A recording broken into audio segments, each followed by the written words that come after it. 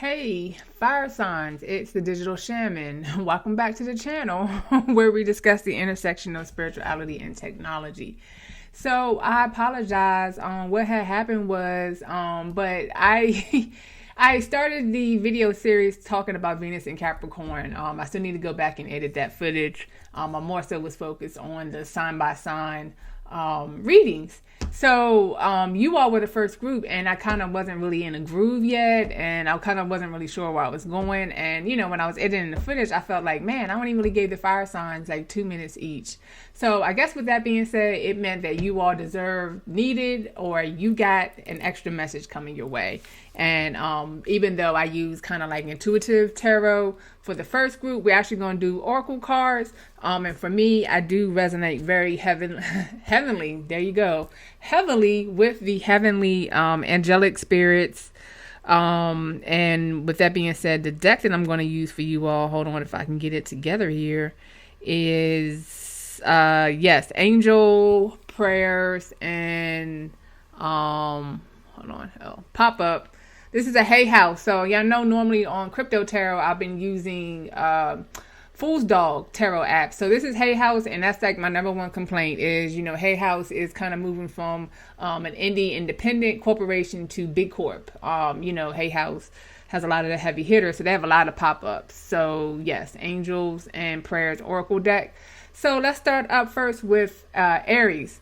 So Aries, subjectively, you know, really, like I said, this transit, you and Cancer, I think, are going to experience this transit. Have the most challenges with this transit simply because of that square. Libra will have some challenges too, but they had a different path for their intuitive message. You know, we'll leave that for Libra, which is your opposite sign. Maybe that's just another clue right there. You know, their reading, like I said, you know, it swung a little bit better for the square versus, like I said, I think with Aries, it's going to be, you know, brashness versus the slow energy of Capricorn. So let's just go ahead and pull one card and see what additional messages we have for you all. And that's pretty much how we're going to flow.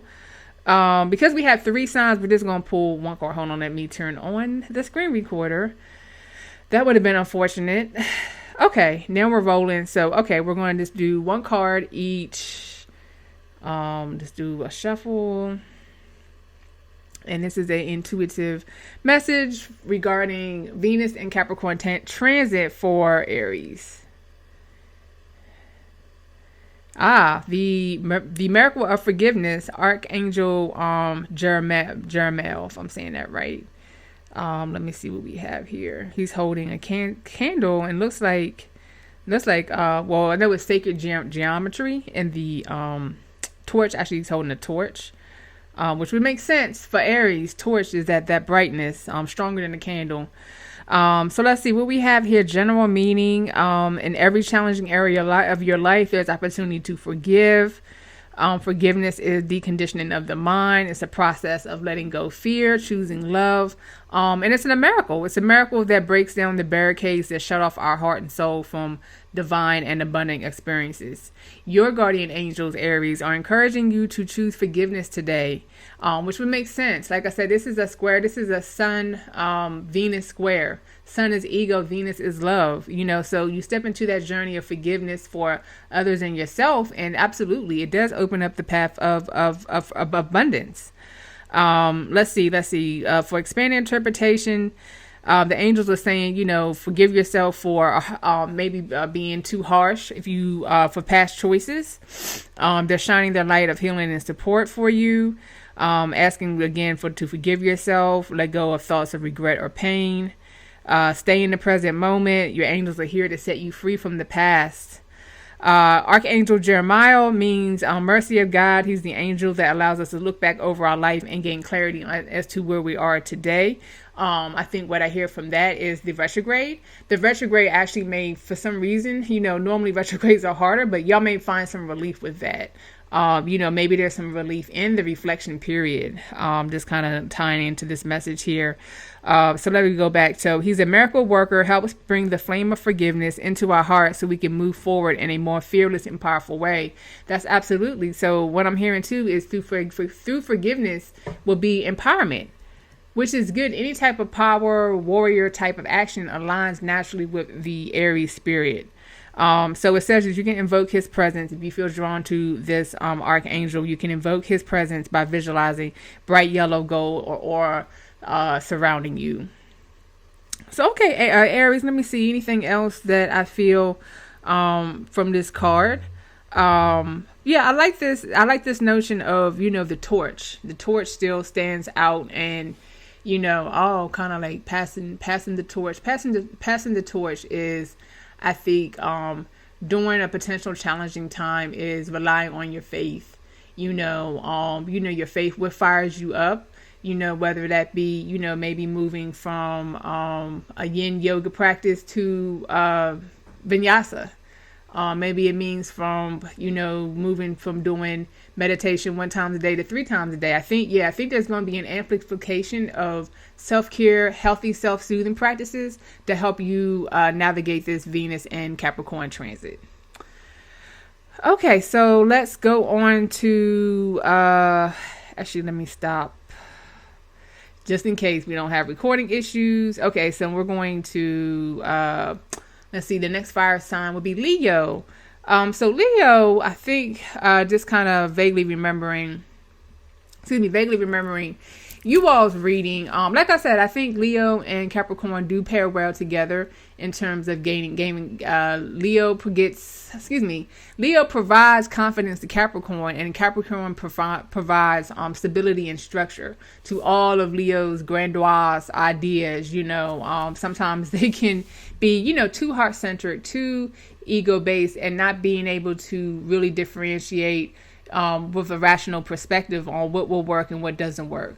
And then, you're left while you're wondering why your little Leo lion comes home, with his head between his tail, and you got to be able to know how to soothe it. So I think that's pretty much the challenge with Leo, is to integrate the foundation and structure of Venus and Capricorn into your lively nature. So with that being said, let's go ahead and pull a card. Again, sticking with the same deck. This is Venus and Capricorn for Leo. Let's shuffle real good. What do we have? Using angels and prayer oracle cards. Leo, move your body. We have a fairy-like graphic. Let's see. It says, "Thank you, angels, for motivating me to move my body and energy." Let's see. General meaning, angels are encouraging you to get moving, stay motivated, energized. Not a time for stagnation. The only person that can get between you and your goals is yourself. Take the steps towards things that you may be putting off. That'll get your energy moving. You know the phrase, what you do in one area, you do in all. So if you're stagnant in one area of life, then you're probably stagnant in multiple areas as well. It says also to be more open and receptive to new and exciting experiences. Okay, so what it says for the expanded interpretation, Leo, if you have been feeling stagnant, that's okay, because now is a time where things will begin to move again. Distance yourself from energies that are standing in your way. Make space for thrilling opportunities that are being offered to you. If you've been putting off exciting ventures for some time, you're being encouraged to go for it now. Your angels are the wings on your back, and they want you to spread them. So yeah, I think this is definitely supporting what I said of, kind of Venus, being concrete, literally pouring a firm foundation in concrete for Leo to be able to walk on, to be able to, build those ideas and, move into action. I think, the angel message here is to move your body, but I think in order for Leo to enact that, is they need to feel, they're feline. They have 4 paws. You can't have 2 on the ground and 2 up in the air. You know how some of the horses are in the tarot deck, not all of them are on a steady ground. I think, Leo, for you to go ahead and start moving, because once you get rolling, you're going to be just off to the races. But I think you need to evaluate that ground is steady. Think about root security and root chakra, feeling rooted, and then I think you'll feel encouraged, motivated, and ready to move on out on those dreams, goals, wishes, and hopes. That is Leo. Okay, so our last fire sign is Sagittarius. So what I can again vaguely remember from your Venus and Capricorn transit reading, yes, I spoke of how, I am a sun sign Capricorn, but I have a lot of Sagittarius in my chart, and I feel like Capricorn brings responsibility to Sagittarius, blind optimism, and it's pointing its arrow all over the sky, trying to figure out what's working, what's not working. So I think this is a good time. I'm sorry, like, you're only going to ground Sagittarius, but so much anyway. And I think that this transit is grounding in a good way, because remember, Venus it's not our vices in that Neptune sense, but is the things that we value. So this kind of like take that analogy and move it to like Taurus being ruled by Venus. They value good food, good eats, good clothes. So I say all that to say this: what does Sag value? They value freedom. They may value being a little bit irresponsible. So I think that the things that Sag value, this will be a time where you're surprisingly like, man, you're gonna look back. I saved I never saved $300. Like, it's going to be, Sagittarius is random luck. So Capricorn is going to help contribute some responsibility to the areas that you value. So don't be surprised by that. If anything, try to Capricorn is longevity. Maybe if you're a little bit mindful of this transit, you'll look back on the little things that you've been doing in the areas that you value, and you'll be finding new habits that keep you grounded. Keep you grounded a little bit. Like I said, I think this is responsible grounding for Sagittarius, which they need. They're the half human, half centaur. They're going to be on the go. They got that arrow. They're very much so on the go. So slowing down a little bit and executing and reforming and reshaping things, I think is good for Sag. So with that being said, though, let's go ahead and pull a quick card from the Angel Prayers and Oracle card deck again. And let's shuffle. Let's see. We got... Oh, hold on. The Miracle of Nature. Isn't that so fitting for Sagittarius? They're definitely the nature boys and nature girls out here. Perfect. Miracle of Nature. Thank you, angels, for helping me to reconnect through nature and fresh air. Definitely the very first thing that come to mind. I think this is going to be some type of intimate time for what Sagittarius values, and they value outside. You cannot, like I said earlier, they cannot be contained. So the very first thing I thought of here is, I'm speaking more so for us in the U.S. I think we're in the northern hemisphere, but we're going into winter. We're going into the colder months, and I think it's very much so a quest for Sagittarius to get outside, no matter if it's cold, if it's snowy.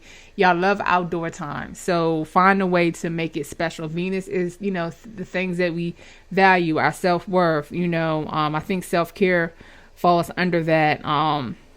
Let's take a look at a couple of messages from the card.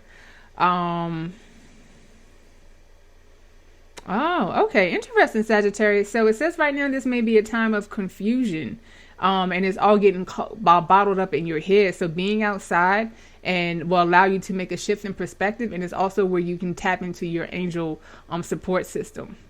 Connecting with Mother Nature, breathing fresh air, and, disconnecting from what could be bothering you at home, work, or, within your relationships. Walking and connecting with nature is like channeling and being able to be divinely aligned with heaven and earth. Expanded interpretation. It says like, I don't know, maybe Sagittarius, I'm feeling you guys may have just came from a busy period.